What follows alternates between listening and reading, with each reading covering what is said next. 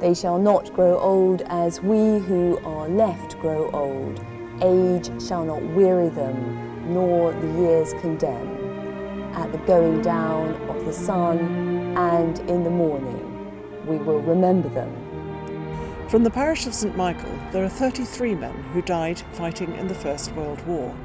Martin Oborn is the vicar here. We decided that we would research the stories of the 33 men. I really felt called to find out more. We got a team together of people from the congregation who were very keen to do this. Unlike some rural villages, the men of Chiswick didn't sign up to the same regiment and fight and die together. The men remembered here came from all over. There's an American whose family came from here, and others who had emigrated to Australia and New Zealand. There's a range of British regiments represented, but also the Anzac, Canadian and South African forces. They fought all over, not just in France and Belgium, but in Egypt, Turkey and Mesopotamia. Steve Newbold is one of the people who spent several months finding out who these men were. Not all of the men actually came from round here, did they? What were their connections to the parish? Well, many of them come obviously from the parish, but quite a lot either have relatives in the parish or friends in the parish, and it would be through those relatives and friends that they actually came to be included on the memorial. There are several sets of brothers from this area alone, aren't there, who died? Yes, there were 3 pairs of brothers. There were the Coombs brothers, who were the sons of 2 of the 4 sons of the church warden.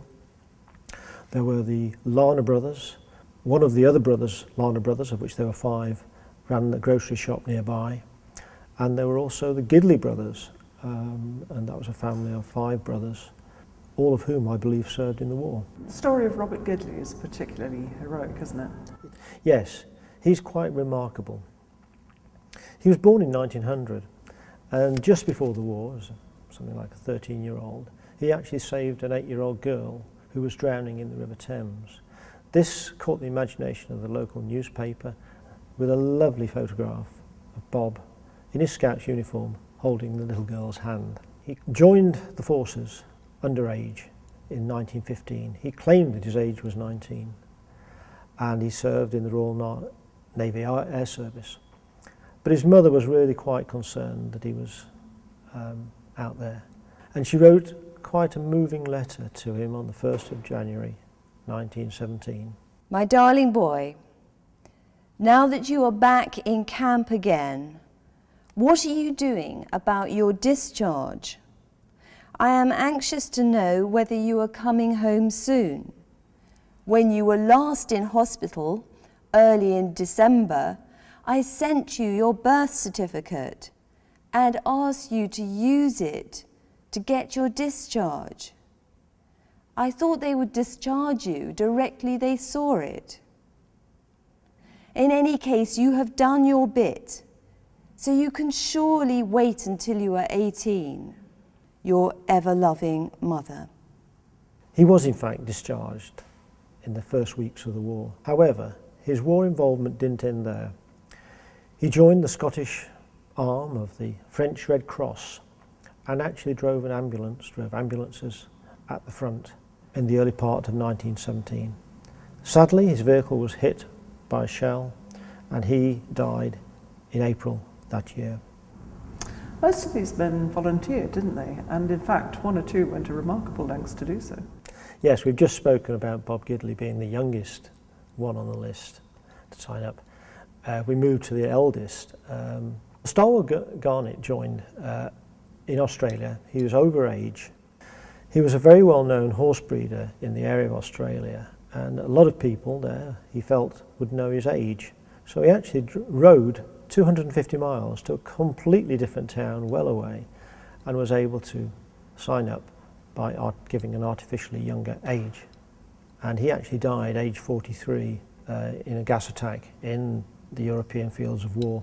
You can tell the sense of excitement when they first went to war initially, can't you? Yes, you can, and you can see that by the numbers that actually joined up in the first weeks and early months of the war.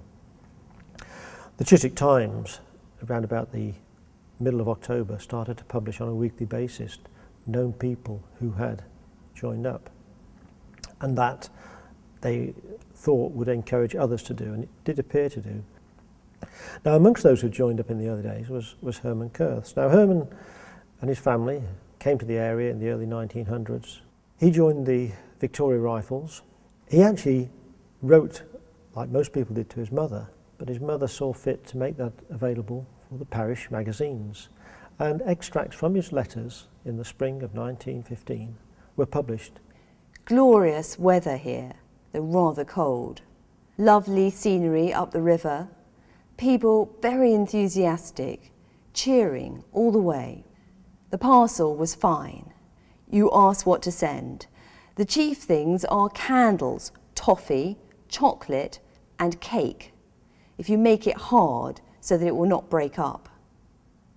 Also some cocoa and tea and sugar and some desiccated soup, peppermints, bullseyes, cigs and tobacco and anything eatable. Also, please send me plenty to read, a magazine and a novel occasionally.